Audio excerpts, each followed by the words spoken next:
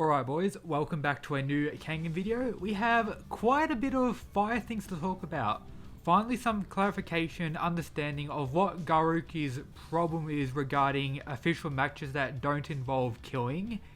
Him and Ohma potentially fighting, and something I've been waiting for pretty much all of Omega could very well happen shortly.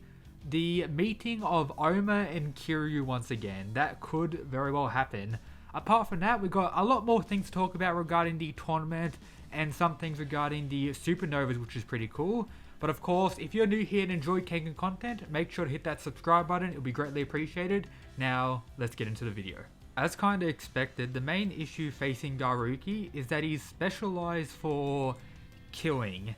This pretty much means when he begins a fight, his main aim or strategy mentally going into it is to win the fight as fast as possible, as it says here, like a sprint.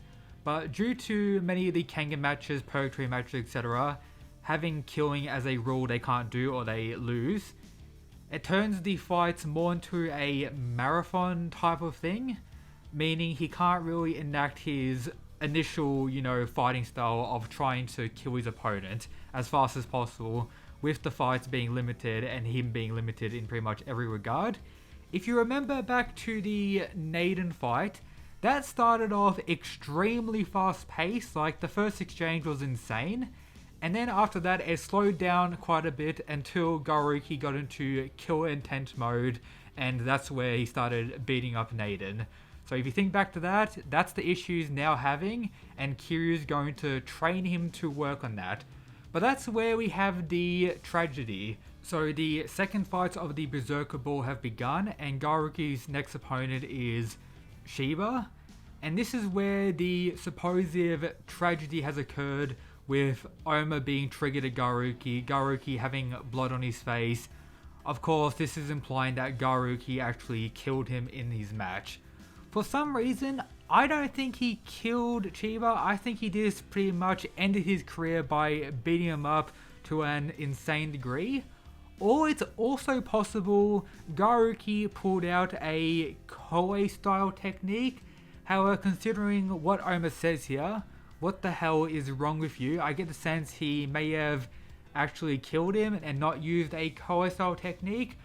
Just for some reason, maybe due to the specific rules of the match, you can kill your opponent if it was an accident. Maybe Garuki was taught by Kiryu to make it seem like an accident in the match somehow, some way like that. And Ohma, due to being Ohma, being aware of how to kill people, all the stuff like that, he was able to see what Garuki was really doing. That's why, Garuki's acting confused, like, what do you mean, huh? As making it seem like it was just an accident to all the regular people watching or something like that. But we're going to see what happened between their fight, the next chapter, which is going to be some very interesting stuff. Hopefully the full chapter is dedicated to Garuki versus Shiba. I'm also interested to see how Shiba does it, or maybe Garuki just, negs him straight away.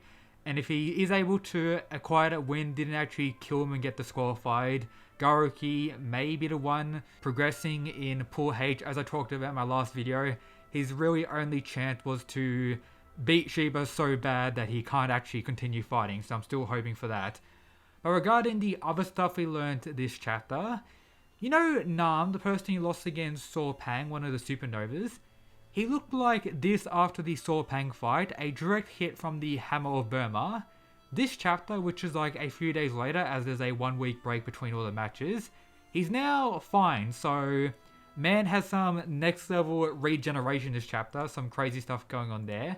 And we also see him doing various practice punches, a whole lot of whooshes and stuff like that. So Nam's next fight may, show him doing some crazy stuff. Something that I'm still disappointed about is we didn't get to see the full fight of Kim versus the monk. We see some of the supernovas like Koga visiting the monk. We see one panel of a taekwondo kick from my boy Kim, which is pretty cool. And the monk's reasoning for losing is his lack of experience. Kim's most likely been in Purgatory longer. And I'm guessing this also confirms that Kim is a higher rank in Purgatory. We know he's part of A. I don't quite remember what the monk is. I believe he's in the B ranks. But he's definitely most likely worthy of being in A now, considering that fight was most likely a high diff. But something I'm pretty disappointed about as well is that due to the amount of injuries Kim also sustained in that fight, it's likely that he may have to forfeit the tournament as well, or maybe even management will take him out of the tournament due to his injuries. Going into this, Kim was one of the fighters I was most interested in seeing fighting, mainly due to him being the first Taekwondo user in the series, and the fact that we didn't get to see his crazy fight with the monk, and now the possibility that he's going to forfeit, that is very unfortunate stuff, so big rips to that. I'm interested in Leonardo Silva. He'll most likely be fighting Cosmo once the actual tournament begins, so his fight with Cosmo is going to be pretty cool. Once again, I still believe the Falcon will be the winner of his pool, defeating Saw Pang. Just look at him training in this 1 week break. We got all the others, doing regular training. My man, the Falcon, is here and he is ready to absolutely collapse someone. The Falcon is going to surprise everyone. This poll I ran, we had barely anyone believing in Falcon. We saw Pang absolutely obliterate Nam. Falcon is definitely going to shock everyone and do some absolute madness. But we also get to see Koga's second match, or a little bit of that. His opponent is this guy who faced Hassad and got low diff by Hassad back in Ashura. And what happens here? Koga also most likely low diffed him and has pretty much solidified himself as the advancer for Pool E. No surprises there. I don't think anyone expected Koga to actually lose. This is pretty much Koga's tournament to shine. But now I'm just hoping Garuki gets some love, and I'm very interested to see what happens with Garuki and Ohma, and whether or not Kiryu finally comes in. We know Kiryu is watching Garuki's first match just chilling in the back behind Kazi. I get the sense that he was doing a similar thing this chapter, and when Garuki is about to fight with Ohma, we'll have the arrival of Kiryu potentially, and that's going to be a crazy chapter. Maybe Ohma attacking Kiryu and Kiryu like dodging him. We're definitely going to get something that's going to put Kiryu around the same level as Ohma. I just have that weird feeling for some reason. But that's really everything I wanted to talk about in this Kengan chapter. I really enjoyed it. The end was quite hype. I think Kengan is back on a good road. I know a lot of people thought I was talking about the series negative in my last video. I was just disappointed in Garuki losing his first fight like that.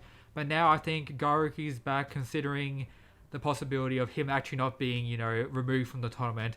But even if he is, this could be leading Garuki down his, final path for the continuation of the story. But as always, if you enjoy these videos, make sure to check out all the other stuff in the description. It's greatly appreciated. Shout out to the mad lads who support the channel via the Patreon. Much love to them. This has been Mysterious Weeb in his mysterious outfit. That's it, guys. Peace.